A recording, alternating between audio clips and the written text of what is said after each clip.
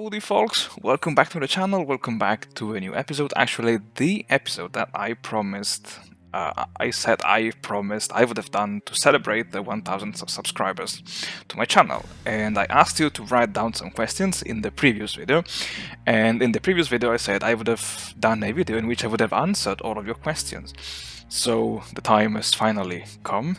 So thank you very much for dropping your questions below, and let's go straight into them.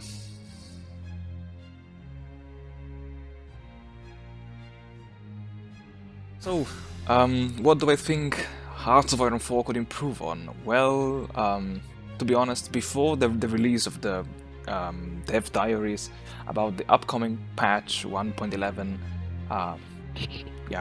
Barbarossa and the associated DLC, No Step Back, to me the biggest field of improvement of the game would have been actually the supplies, and honestly the supply system and upgrading the Soviet and Italian focus trees.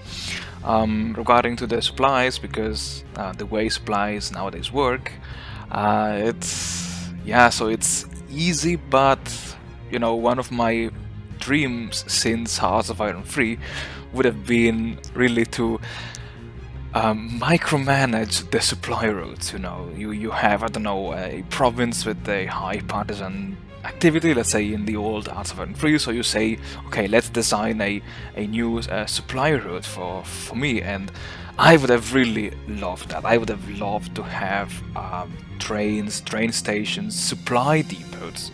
I remember that in Hearts of Iron 3 Black Ice, the developers even tried to mimic this by adding a unit which basically had a negative supply consumption to mimic the accumulation of supplies, but the problem was that the AI did not know how to use this unit, so the unit was then removed in a future patch. And honestly, I'm really happy that they are finally introducing railways, also because the way they represented the infrastructures was maybe a bit too simplistic. I know that I would say not everyone will like this, because I saw on the forum people complaining, oh my god, we have already too many text to research, now even more.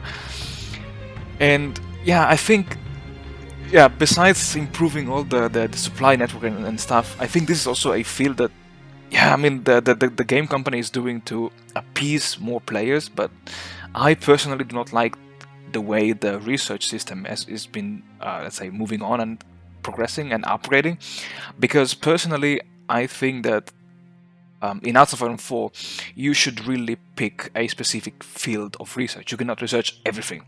You need to prioritize since the beginning of the game, assuming that you start in the 1936 scenario.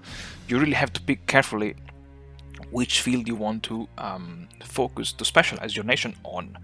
Like, if you play as the Soviet Union, I would guess that you have to specialize on planes, tanks, artillery, infantry, land doctrines, but I don't think you have time to go to explore the 1944 battleship hull, just to understand. And besides supplies, maybe I hope that it's coming with rework on the Eastern Front, maybe a rework of the partisan warfare, because I like the idea of having partisans and garrisons as an abstract to reduce the amount of units on the map, although I think that this should be reworked, because partisans did play a role on the Eastern Front, not only on the Eastern Front but also in the Balkans and let's say in Northern Italy as well. And yeah, but if I'm not mistaken, this should also be coming with a new patch. And one aspect of Hearts of Iron 4 which should be reworked is are the peace deals, and the developers said that they will work on that, because the way the peace events are working, they are a complete mess, because if you leave them to the AI, there is just a border gore coming out at the end of a peace deal. And last but not least, two more points. The government options. I mean, nowadays we have only 4 governments, the fascist, communist, democratic and non-aligned. And in the non-aligned there are monarchists, there are authoritarian governments, and I think this should be maybe explored a little bit more and a little bit, yeah, deeper. Instead of having just four, or maybe provide some bonuses to the kind of government, not only rules that if you are a fascist you can do this and that, if you are democratic you can do this and that, but maybe provide some bonuses to maybe incentivize the player to prefer a certain government over another. And the last field in which HOI4 could improve for me are the wonder weapons. I know this may sound crazy, but we have some technologies about late game techs, let's call them, about rockets, about jet engines, and maybe if your nation, let's say, they could implement this mechanic that if your nation is on the losing side, you may gain access to some secret research that will allow you to build some very expensive but very powerful weapons to somehow mimic what the Germans were trying to do by late 1944 and early 1945. But yeah, this is just my opinion, and let's see, only time will tell.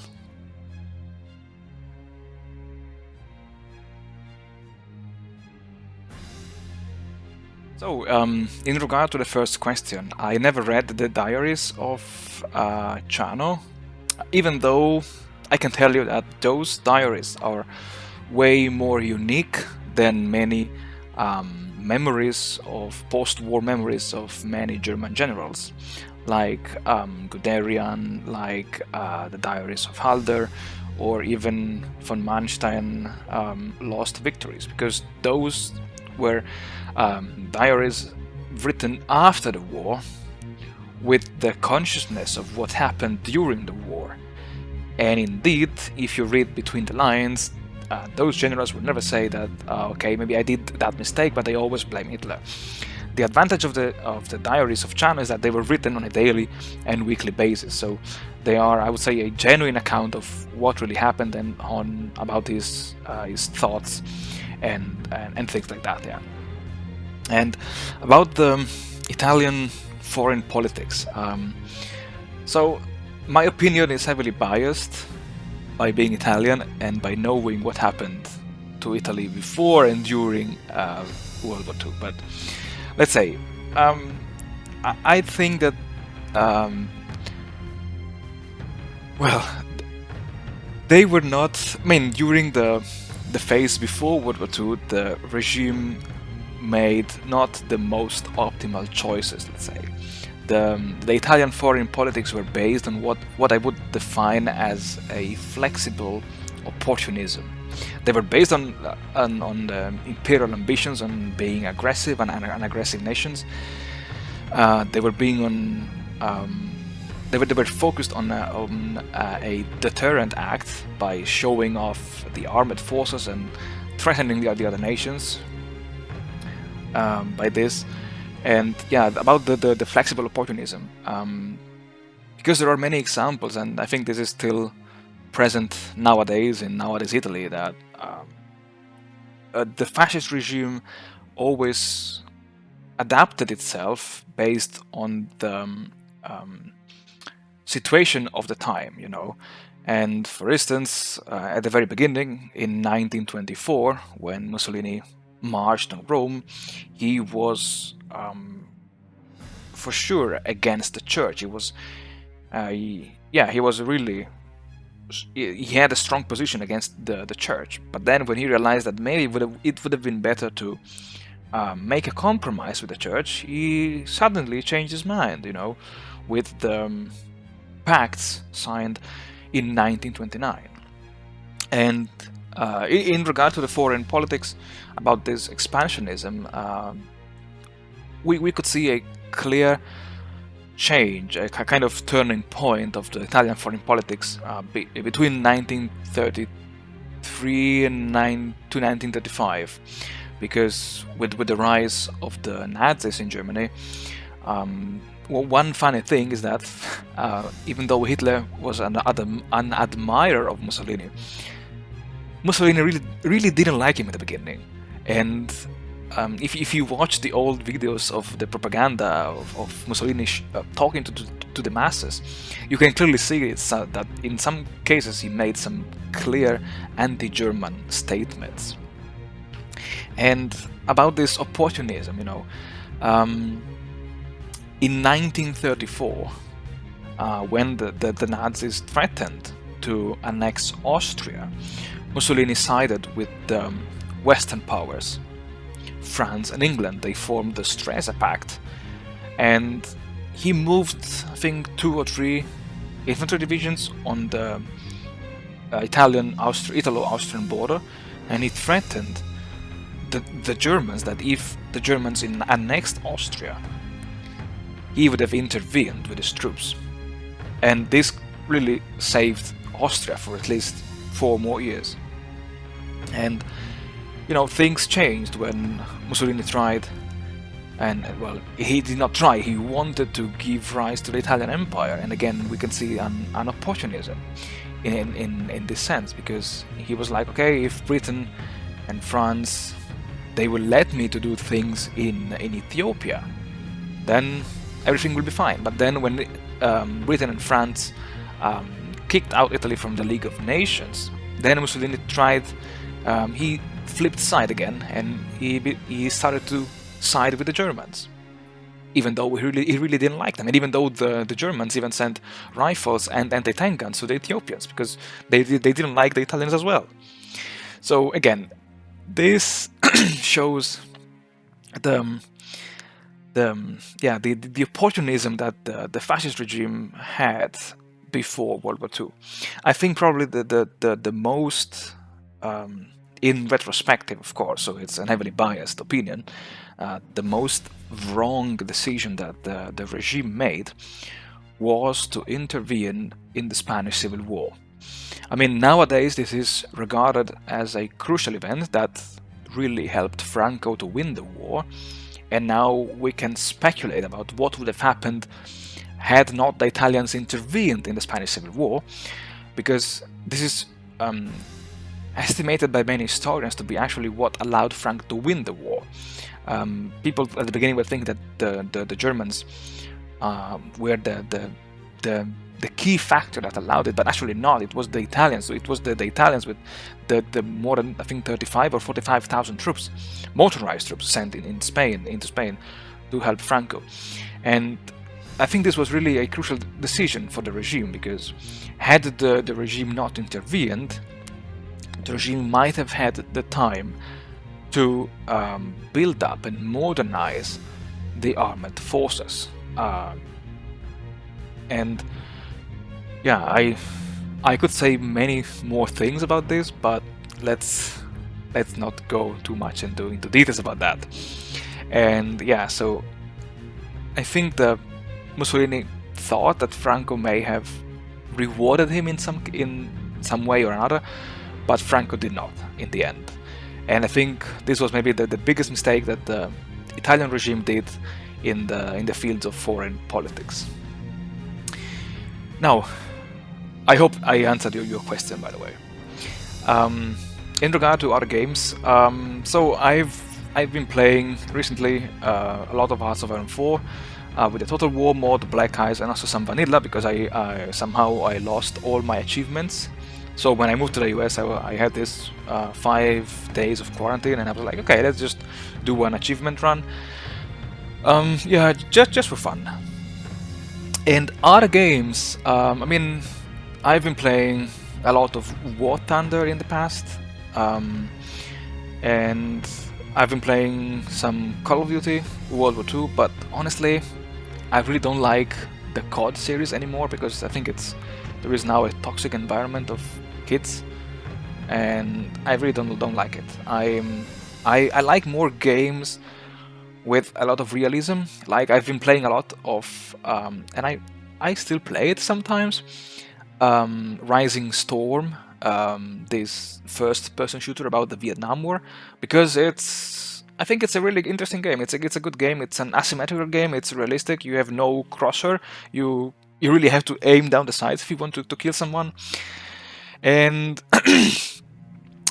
I said that I would have started learning Gary Grigsby's War in the East too. I'm still learning it because that game is so complicated. It's complex and complicated for beginners like me. I'm reading the manual multiple times over and over and over because it's so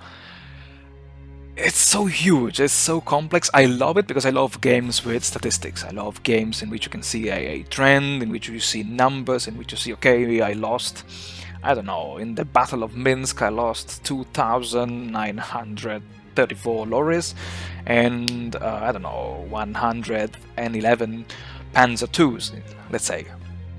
And I really would like to bring this on my channel, but I wouldn't like to, to start and showing off, okay, let's move some troops around and oh shit, they got encircled by the Soviet AI. And therefore I re-downloaded and replayed Decisive Campaigns Case Blue, because I am a huge fanatic about the Eastern Front of World War II, because I think this is, it was the front that really turned the tide of World War II, because the Soviets lost more than 20 million of people during the 4 years of war, and yeah, there are so many things that would have changed the outcome of the war on the Eastern Front. And therefore I really like, to micromanage my troops and say, okay, if we encircle, let's say, the Soviet 10th Army, if we close the gap and don't allow the Soviet troops to react, maybe we can conquer Minsk 1 week earlier than what happened in real life.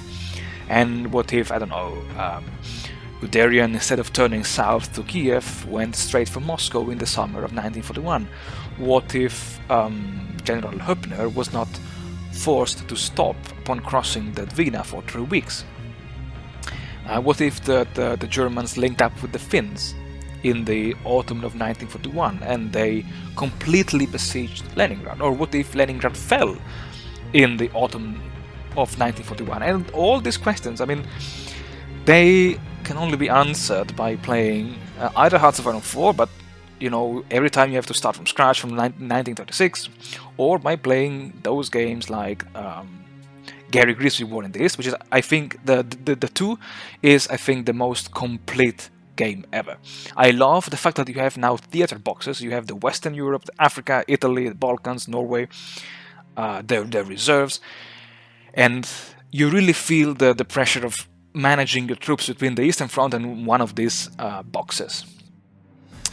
And yeah, I said I've been re-downloading Decisive Campaigns Case Blue because I think a game based on the 1942 campaign, I think it's missing from the game market. And honestly, I really love that game more than the Decisive Campaign Operation Barbarossa, because, I mean, Barbarossa you only have divisions. In the Decisive Campaign Case Blue you have battalions, and the amount of micromanaging you have to do, it's insane. But if you love micromanaging like I do, I mean, this is really the game for you. And the question if I will ever bring those games on the channel, it's really up to you. I mean, I would love to share my ideas, my strategies, my templates, let's say, but it's really up to you, because I would never like to bring something that you guys don't want to see, or you don't like. It's true there are not too many YouTubers bringing up those games, because they are really for an elite of people. Not everyone likes playing those games. I personally love, but it's really up to you. If you enjoy watching me explaining and describing stuff and playing and circling with the 9th Panzer Division from the north and the 3rd Panzer Division from the south, the Soviet 4th Army in the early stages of Case Blue, I would be more than happy to bring them. But yeah, as I said, I would never like to bring something that you guys don't like on my channel.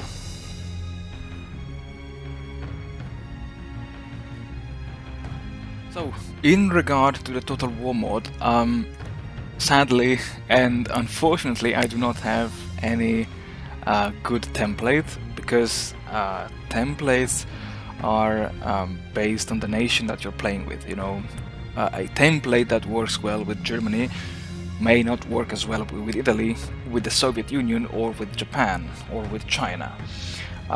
Because yeah, you know, you need to adapt your templates to the situation. You will use them to the terrain, and most importantly, to the supplies, because as you may know, in the Total War mod, supplies are the essence of the mod. If you have a design with too many, with a too high supply consumption, it's over. It's over. Your troops will be deorganized. You will lose the battles, and it's game over, seriously. So what I could do is to maybe show what were the templates. The last time I played the Total War mod, of course, that worked well for me. And in regard to the tutorial, I can do a video in which I explain, let's say, the basics of the Total War mod and what to do, what not to do, because again, the Total War mod is a mod that forces you to specialize on specific fields in terms of research, let's say, of course, and production, naturally. Like also, I think it depends on what are the goals of your campaign. If you plan, like me, you know, if you plan to play an extremely historically accurate campaign by having precisely the let's say the German infantry division template with 9 infantry battalions, with 3 light artillery battalions, 1 medium artillery battalion, 1 anti-tank battalion. I mean, you can do it. You can waste your time in researching both the Panzer III and the Panzer IV lines. You can produce both type of tanks to have a more historical immersion, but be aware that this may not work well with the latest updates of the mod. And I don't know if this will work with the future patch, Barbarossa. I have no idea how the developers of the mod will deal with the new rework of the supplies, because I think that this will impact drastically the gameplay of the mod. So yeah, I can do a quick video about the Total War mod, about the templates. I don't know if you watched it. I played a series about Italy, and as I said in that series, the goal for Italy is not actually, if you play single player, of course, is not to invest on the navy, but it is to invest on a small but highly mobile, motorized and armored force. And I would say this is also the key principle of the mod. The mod is meant not to play a war of attrition, unless you're playing as the Soviet Union, of course, but it's meant to play a fast war. You need to encircle, you need to gain air superiority. In the Total War mod, yeah, supplies and air superiority and air support are crucial, are critical. They are what will allow you to win battles, and to win battles, you not only want to have air superiority, or what we call the green air. You know what I mean, right? But you also want to make sure that your troops can eliminate the enemy divisions. Everything, as you know, in the Total War mod has a very high price, so the number of divisions do matter, and if you can reduce the amount of enemy troops that your opponent has in the field, it's all going to your advantage. So yeah, I hope this answered your question. I'm sorry, I do not have really a precise answer to which templates are good or not. It's really up to every player to experiment new designs and new things, and that's also what makes the Total War mod very replayable, a replayable mod. You know, you can always try to put, I don't know, the Flak 88 in your motorized infantry divisions, or you can put some more garrisons in your garrison divisions or some heavy anti-tank units in your garrison divisions to protect them against, I don't know, an amphibious invasion in 1944. So yeah, I hope this answered your questions, and yeah, as always, thank you very much for watching, and yeah, let me know if you would like me to see something else besides the Total War mod, the Black Ice mod. I was thinking about doing a video about I think the most hardest achievements that I'm currently facing with, which are the One Empire and the New World Order, as I've been trying to do this achievement with Germany, of course, and I miserably failed. So I can do these videos as well. I could bring the Decisive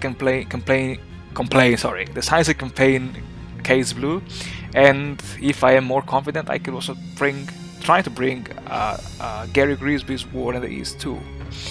But yeah, let me know what you think in the comments below. Thank you very much for watching, thank you very much for supporting my channel. Leave a like, leave a comment if you want, and share the video. And yeah, hopefully see you all very, very soon.